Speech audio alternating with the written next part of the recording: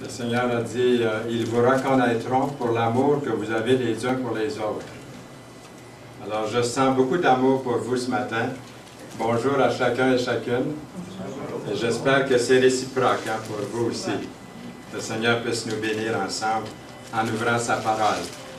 Si vous avez votre Bible ce matin, je vous inviterai à l'ouvrir dans Jean, le chapitre 1, les versets, nous allons lire tantôt les versets 35 à 42.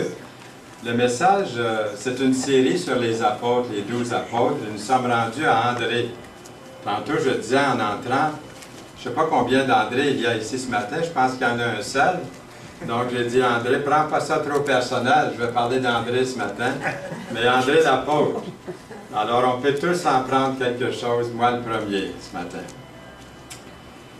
On ne connaît pas beaucoup de choses sur André, au sujet de cet apôtre. Il est un des 12, en tout cas. Il a été choisi par le Seigneur. Nous en savons beaucoup plus au sujet de Pierre, son frère. André, un disciple de Jean-Baptiste, il faisait partie du groupe là, de Jean-Baptiste. Il a immédiatement reconnu Jésus comme Messie. Un bon titre ce matin pour le message, ce serait « Toute langue confessera ». La phrase qui suivait notre cantique de tantôt, « Tout genou fléchira », mais aussi « Toute langue confessera ». Il reconnaissait le Seigneur comme Messie. Il a été choisi par Jésus pour être un des 12. André, comme son frère Pierre, était pécheur. André a un nom grec qui veut dire « homme fort ». Es-tu content, André? Homme fort. D'après un sondage de l'Institut American Church Growth de Pasadena, en Californie, ils ont fait un sondage parmi 14 000 chrétiens de toutes dénominations confondues. La question qu'on leur a posée est celle-ci.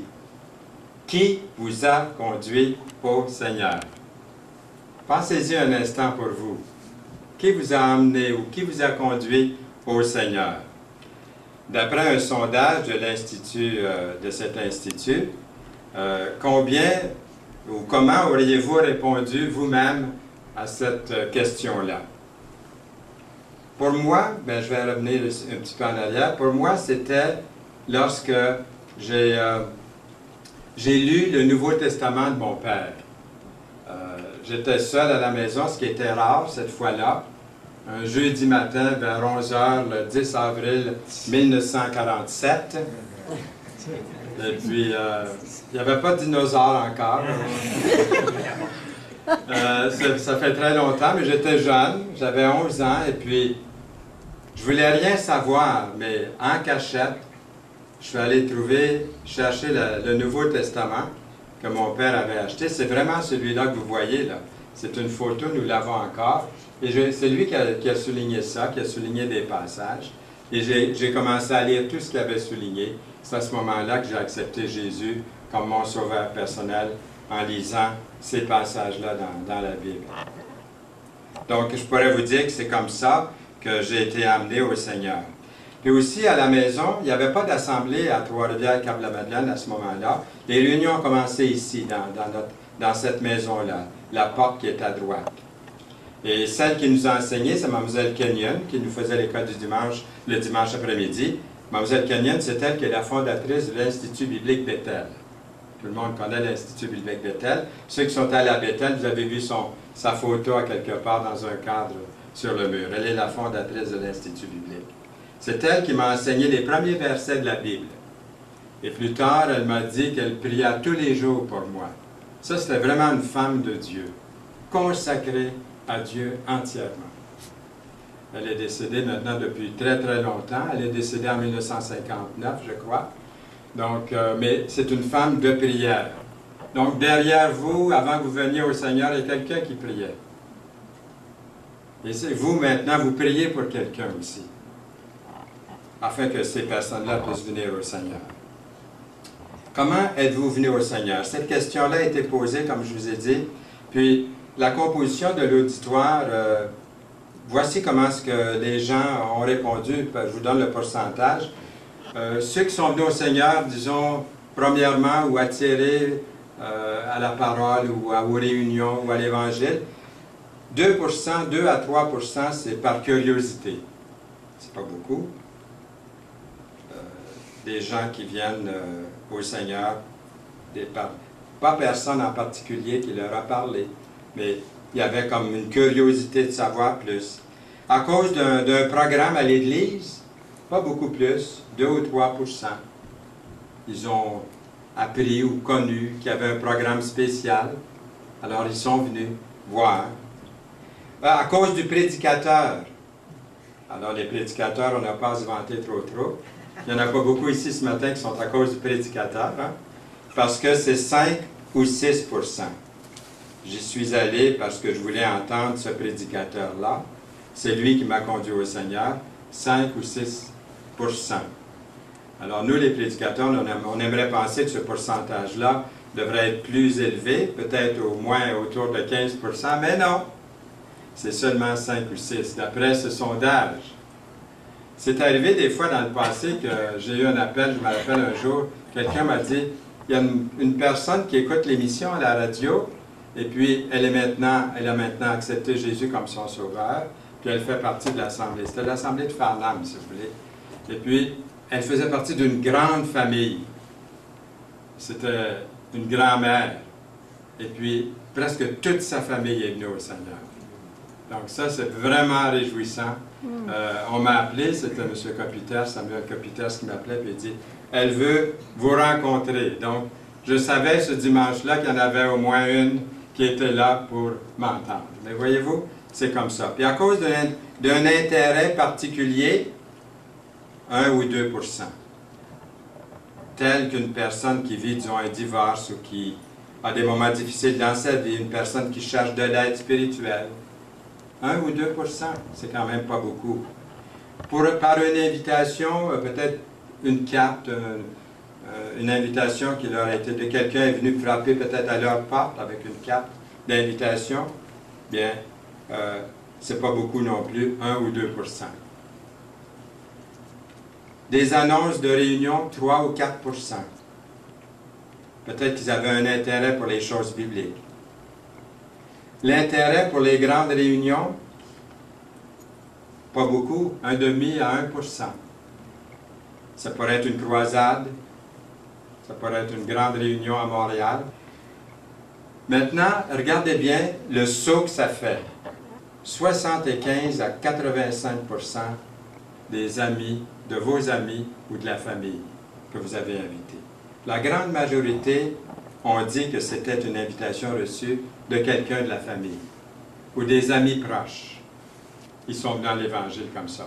Je me rappelle qu'à Granby, pendant des années, ils étaient 15 dans l'Assemblée. J'étais étudiant à Bethel, j'allais prêcher, là, je faisais comme un stage. 15 dans l'Assemblée. Il s'est converti une ou deux familles, puis pouf!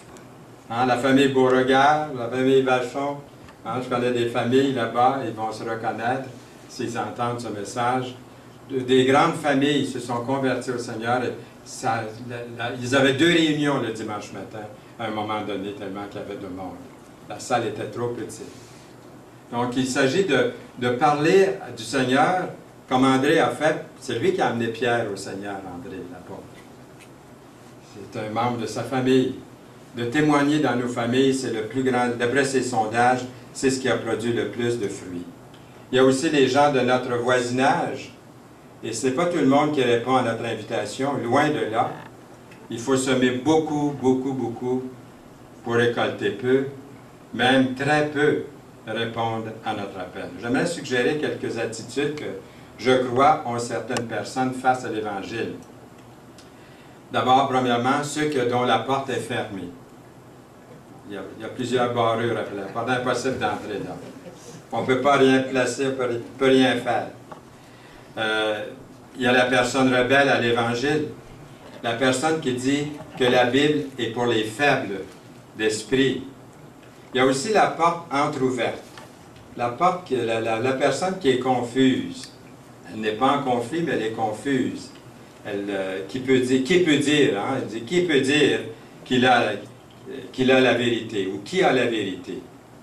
Alors, D'autres vont dire, je vous digérerais mieux, vous autres les chrétiens, si vous ne disiez pas toujours que Jésus est le seul chemin.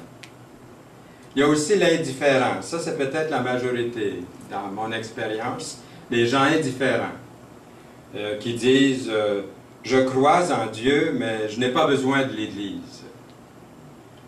La personne qui est ouverte à l'Évangile, et aussi à l'Église, quelquefois dit j'aime mieux adorer Dieu seul à la maison. Mais le désir de mon cœur, c'est soit que les gens puissent assister à l'Assemblée. Donc, souvent le samedi soir, parce qu'à minuit moins 5, en direct, je suis sur YouStream, je donne un petit message. Et puis, le samedi soir, je dis souvent, demain, si vous êtes à proximité d'une assemblée, pourquoi ne pas y aller?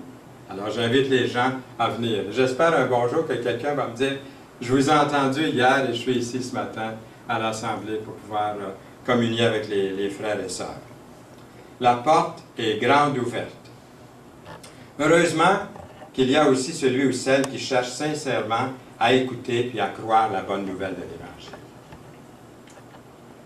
Quand on se fait poser la question, là, quand je me suis déjà fait poser cette question, Fernand, que dois-je faire pour être sauvé? Wow! Ça, c'est quelque chose. Là, il n'y a plus personne qui dort, là, maintenant. Là. Tout le monde se réveille, là, parce que ça, c'est la plus belle question qu'on peut vous poser. Qu'est-ce que je dois faire pour être sauvé? Pour être sauvé, je ne sais pas, un instant, là, ça fait longtemps qu'on m'a pas... Non, vous êtes prêts. Vous êtes prêts à donner une réponse simple. Ils vont vous répondre, mais c'est tellement simple. Je voudrais que ce soit plus compliqué que ça. Crois au Seigneur Jésus et tu seras sauvé. C'est la sincérité, la conviction qu'on y met qui fait toute la différence. Le sérieux qu'on met dans cette foi en Jésus-Christ Sauveur qui fait toute la différence. Ce n'est pas juste de le dire des lèvres, mais c'est de le croire dans son cœur. Il y a peut-être quelqu'un ici ce matin qui n'a pas encore l'assurance de son salut, qui voudrait le faire, ça, sincèrement. Dire, oui Seigneur, je viens à toi, je m'approche de toi, ton sang me purifie de tout péché. La porte est grande ouverte. Paul et Silas répondirent, crois au Seigneur Jésus et tu seras sauvé. Voulez-vous, on va revenir à André pour un instant? Alors, on va lire le passage. Le disciple qui a témoigné de Jésus aux autres. Vous avez le passage devant vous, dans le chapitre 1, verset 35. Le lendemain, Jean était encore là avec deux de ses disciples, et ayant regardé Jésus qui passait, il dit, « Voilà l'agneau de Dieu. » Les deux disciples l'entendirent prononcer ces paroles, et ils suivirent Jésus. Jésus se retourna. Hein? Qui est-ce qui me suit, là? J'entends des pas derrière moi, là. Hey, il y a quelqu'un qui me... Je suis suivi! Je suis suivi. Que cherchez-vous? Ils lui répondirent, Rabbi, ce qui signifie maître. Où demeures-tu? Venez, leur dit-il, et voyez. Ils allèrent et ils virent où il demeurait. Et ils restèrent auprès de lui ce jour-là. C'était environ la 10e heure. André, frère de Simon, Pierre, était l'un des deux qui avait entendu les paroles de Jean et qui avait suivi Jésus. Ce fut lui qui rencontra le premier son frère Simon et il lui dit, « Nous avons trouvé le Messie », ce qui signifie Christ. Et il le conduisit vers Jésus. Jésus l'ayant regardé, dit, « Tu es Simon, fils de Jonas, tu seras appelé Céphas, ce qui signifie Pierre. » Selon notre texte, dans le 4e évangile, André était un des premiers à suivre le Seigneur Jésus-Christ. Il était, si vous voulez avoir un petit peu de détails concernant André, il était de la ville de Bethsaïda, sur la côte nord de la mer de Galilée. Et d'après les traditions, André a porté l'évangile de notre Seigneur Jésus-Christ dans les régions qui sont devenues aujourd'hui la Russie et la Grèce. André est mort martyr. Il a été crucifié sur une croix en X, d'après la tradition, qui est appelée croix de Saint-André. Vous avez déjà entendu, on parle de la croix de Saint-André, l'un des symboles. Et aussi, les deux poissons croisés a également été appliqué à André, parce qu'il était un ancien pêcheur. Il est le patron des Écossais, André. Ses restes auraient été transportés en Écosse vers l'an 300 après Jésus-Christ par un moine. André possédait 3 admirables traits de caractère, des attributs tout à fait honorables. André était prêt à apprendre, puis à changer si nécessaire. On pourrait dire qu'André est demeuré enseignable. Êtes-vous enseignable? Continuez-vous d'être enseignable? Je m'adresse des fois à moi-même quand je dis ça, puis aux anciens, à ceux qui sont plus anciens dans la parole. Êtes-vous encore enseignable? Après tant d'années, je lis la Bible tous les jours, est-ce que je suis encore enseignable? Je dois demeurer enseignable. Je dois apprendre de mes frères, de mes sœurs, et en lisant la parole.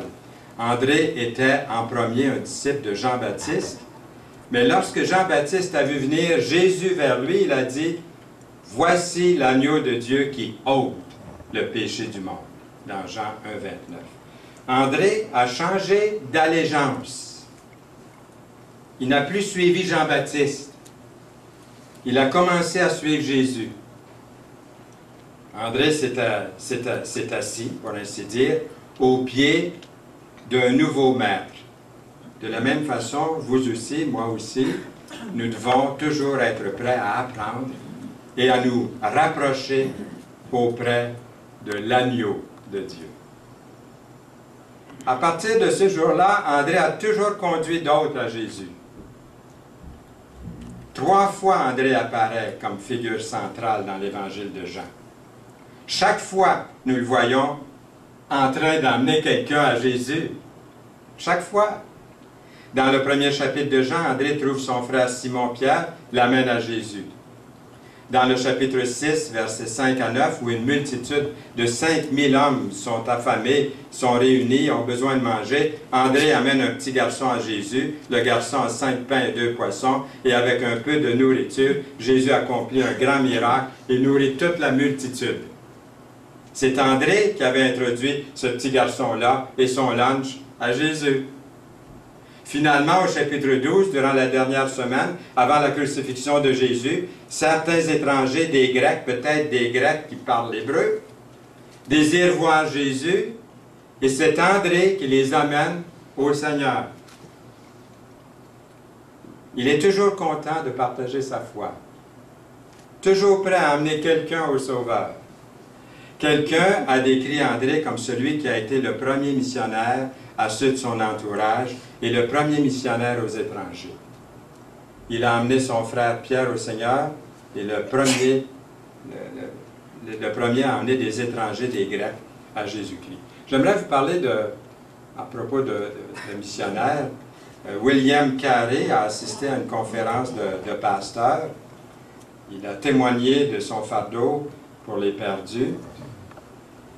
Il a maintenu que l'Église devait remplir la grande commission, d'aller porter l'Évangile à toutes les nations, entretenez de grandes choses pour Dieu, a-t-il dit. Attendez-vous à de grandes choses de Dieu.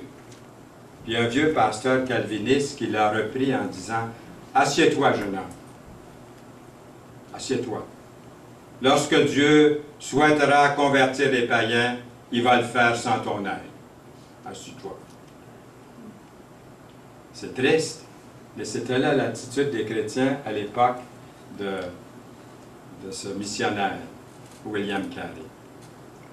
Mais heureusement qu'un jeune homme comme lui, il était jeune à ce moment-là, n'ait pas perdu son zèle ou son enthousiasme pour emmener les autres au Seigneur Jésus-Christ. Il est parti de l'Angleterre, puis a commencé un travail de pionnier missionnaire en Inde.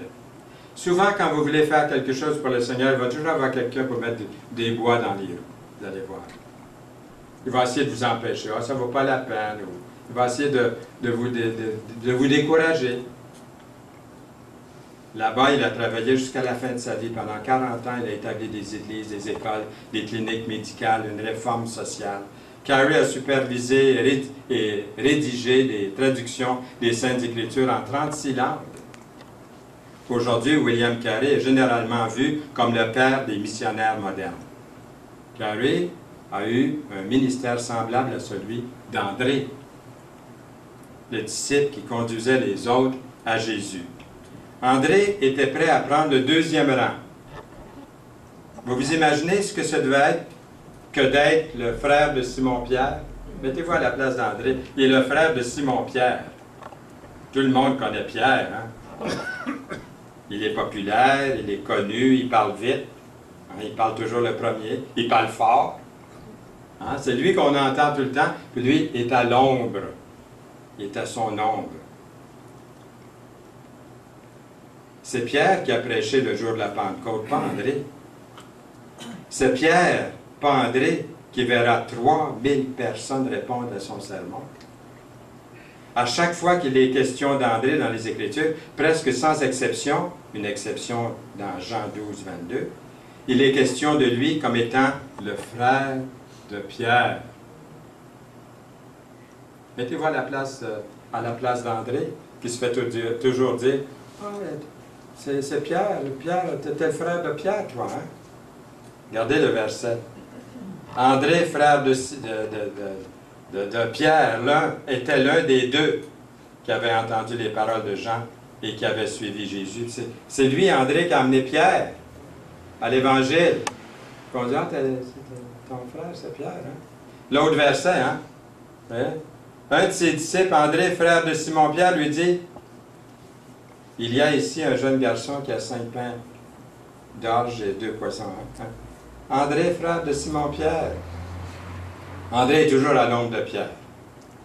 Il est un des 12, hein, pourtant, qui suit Jésus. Pourtant, il ne fait pas partie du noyau autour de Jésus. On entend parler de Pierre, Jean, Jacques, mais on n'entend pas parler d'André. Par exemple, c'est Pierre et Jean et Jacques qui ont été témoins de la transfiguration.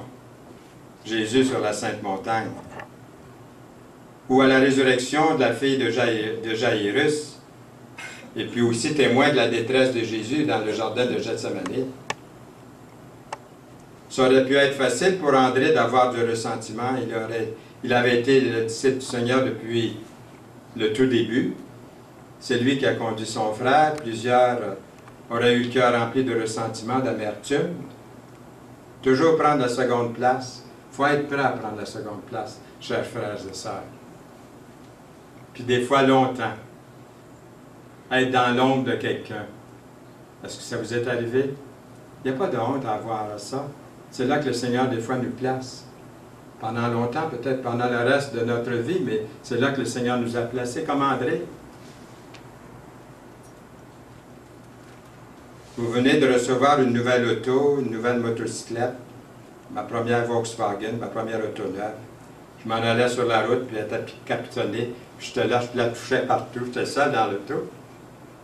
J'avais une petite poignée, je défaisais la poignée en route. Si on m'avait vu, on aurait dit hey, lui, il est tombé sur la tête.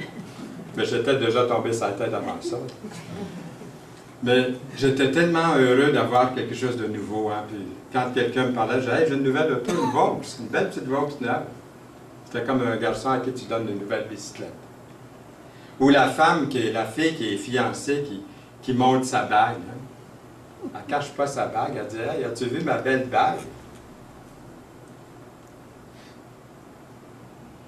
André, enfin, trouve son frère Pierre et lui dit « Nous avons trouvé le Seigneur. » Donc ici, les leçons qu'on pourrait retirer de tout ça. Les leçons qu'on pourrait retirer. Une bonne nouvelle, c'est quelque chose que nous voulons à tout prix partager. André, enfin, trouve son frère Pierre et lui dit « Nous avons trouvé le Messie. » Et pour un Juif, il n'y avait pas de parole plus merveilleuse à entendre que ça. Nous avons trouvé le Messie. Il y a un médecin chrétien qui travaillait en Chine comme missionnaire, puis un jour, il a reçu la visite d'un fermier. L'homme avait des cataractes et ne pouvait plus voir. Il avait voyagé une grande distance pour venir se faire soigner. Puis le docteur missionnaire lui a enlevé les cataractes, puis le fermier a pu voir à nouveau. Quelques jours plus tard, le docteur missionnaire, en regardant par la fenêtre, a vu le même fermier qui avait été aveugle, tenant une longue corde à la main et quelques douzaines de personnes non-voyantes qu'il avait rassemblées venaient tous se faire soigner par le docteur missionnaire.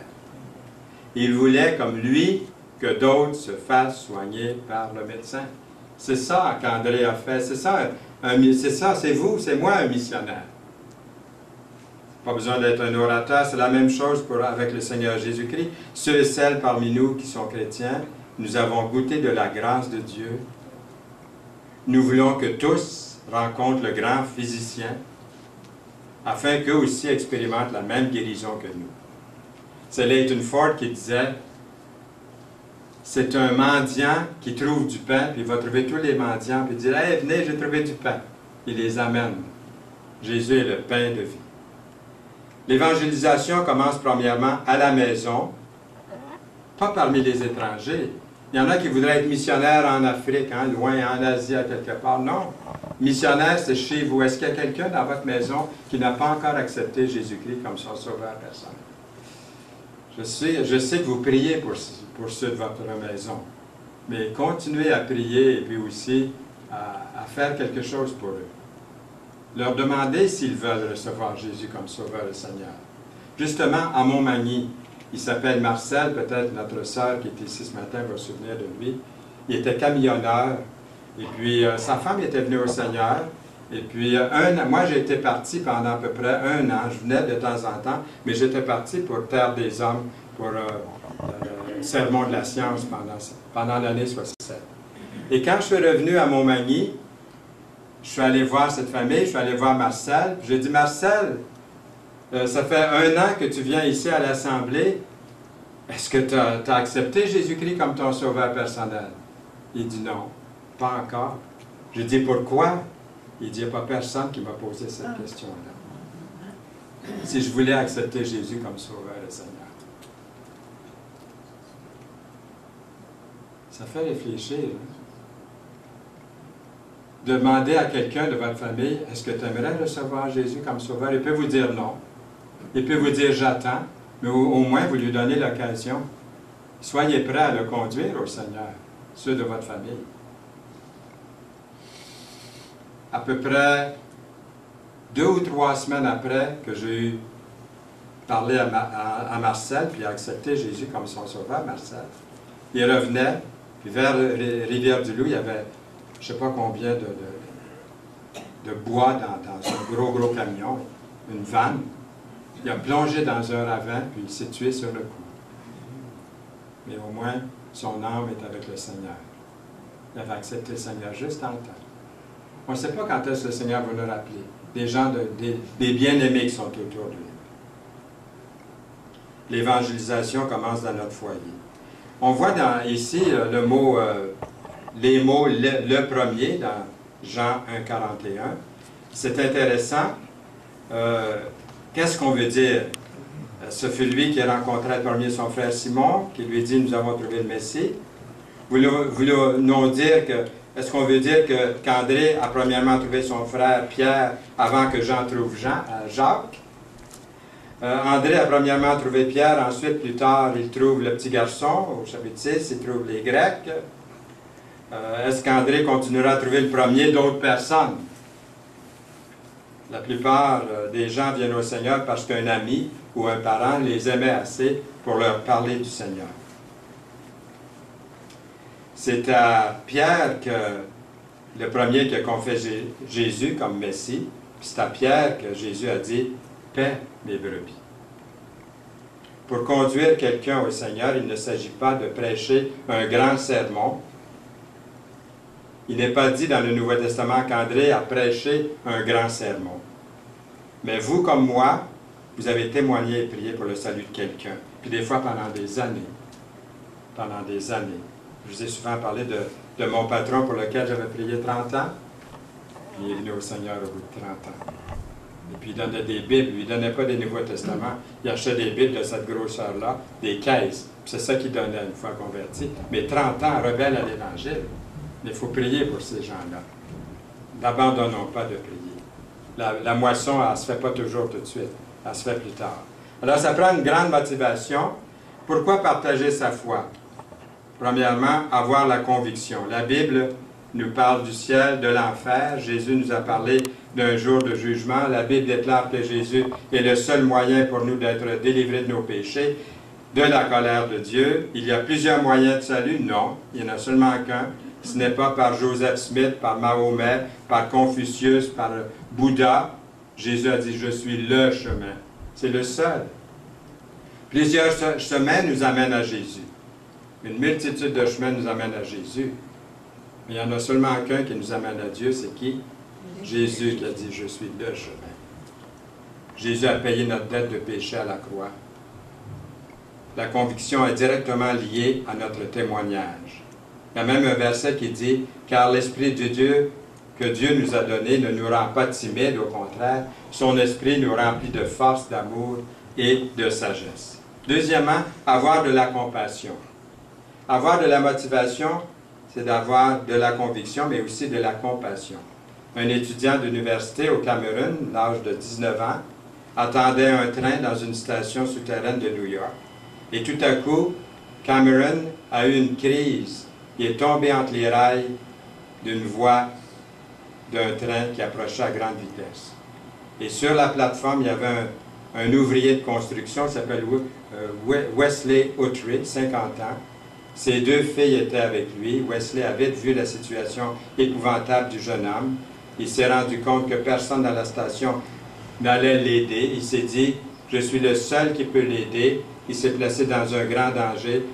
Audrey a sauté sur les rails. En seulement quelques secondes, il a roulé vers le jeune homme dans une cuvette de drainage entre les deux voies. Puis, une seconde plus tard, les voitures de train ont tonné directement au-dessus des deux, avec seulement quelques pouces de jeu pour les épargner d'une mort certaine. Étonnamment, ni un ni l'autre n'a été blessé. Regardons la vidéo. Aux États-Unis, toujours, on ne parle que de lui cette semaine. Wesley Outry est un héros, comme l'Amérique les aime. Un ouvrier du bâtiment qui a sauvé au péril de sa vie un jeune homme tombé sur les rails du métro new-yorkais en le poussant entre les deux voies quelques secondes de l'entrée en gare d'Inram. Alain Chalran. C'est la dernière coqueluche de New York, assaillie par les reporters et honorée par le maire, en présence des deux petites filles de l'intéressé. Vous savez sans doute que votre père est un héros. Il représente tous les New-Yorkais. Mardi dernier, Wesley Outry est donc avec ses filles dans cette station du métro de New York. Et soudain, j'ai vu un homme qui tuait, s'appuyer sur la colonne, et puis tomber comme ça à la renverse. Et là j'ai vu une rame arriver, elle était tellement près, je me suis dit qu'est-ce que je fais? En un clin d'œil, Wesley saute sur la voie, se saisit du jeune homme qui est en travers des rails, promis à une mort certaine, et le place entre les rails, couvert par lui, tandis que le train leur passe dessus à moins de 5 cm. La seule chose qui me soit venue à l'esprit lorsque le premier wagon nous est passé dessus, l'empêchait de bouger. L'espace entre les rails n'est pas bien large. Il ne s'en est pas fallu de beaucoup. Cette trace noire sur le bonnet de Wesley, c'est la trace laissée par le tram. Le jeune homme, victime du malaise, Cameron Holocopter, 20 ans, est toujours à l'hôpital, mais hors de danger. Il n'y a pas de mots pour exprimer notre gratitude pour l'action de Wesley. Depuis mardi, Wesley vit et revit son exploit sur toutes les chaînes de télévision, sans se faire priver.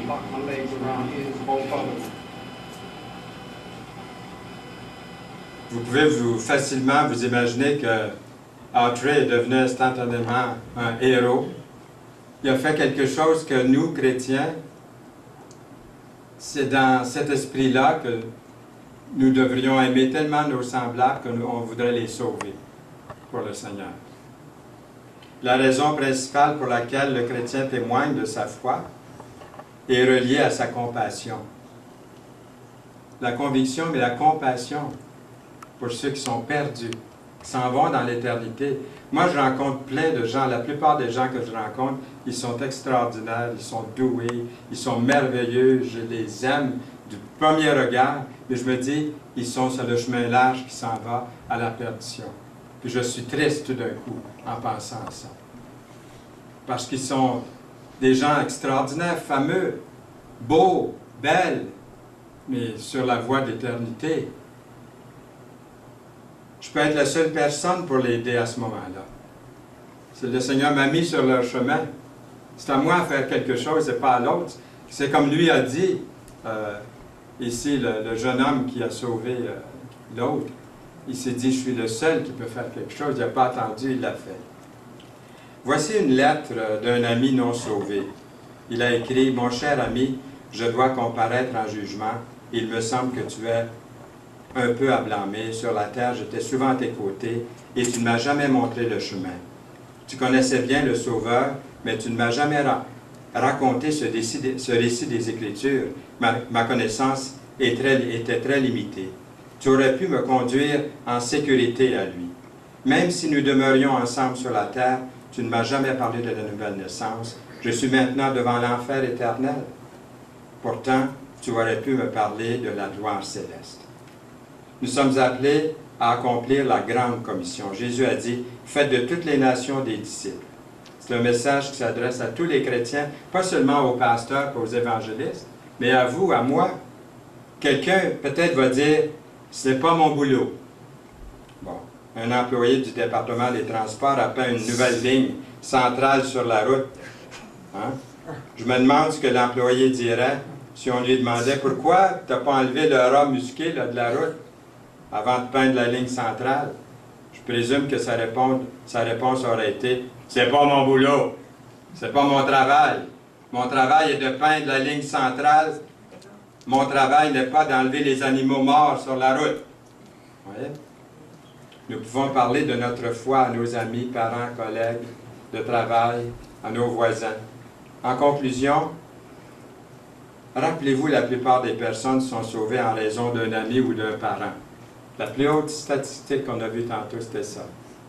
Quelqu'un de chez vous, de votre maison, de votre proche, qui n'est pas sauvé encore. La première responsabilité, c'est que n'oublions pas que notre bonne volonté, notre ardeur à témoigner sont directement liées à notre conviction, notre compassion, puis notre commission à aller faire de toutes les nations des disciples. Dans Matthieu 28, 19. De la même façon, notre réticence ou notre hésitation à témoigner est directement liée à notre conviction, compassion et puis commission. Que Dieu puisse nous donner à chacun de nous un plus grand degré de conviction, compassion, commission. Amen. Amen. Seigneur, merci pour ta parole. Conduis-nous aujourd'hui, marche devant nous. Nous voulons marcher dans tes pas. Nous voulons te donner toute la gloire au nom de Jésus-Christ. Amen.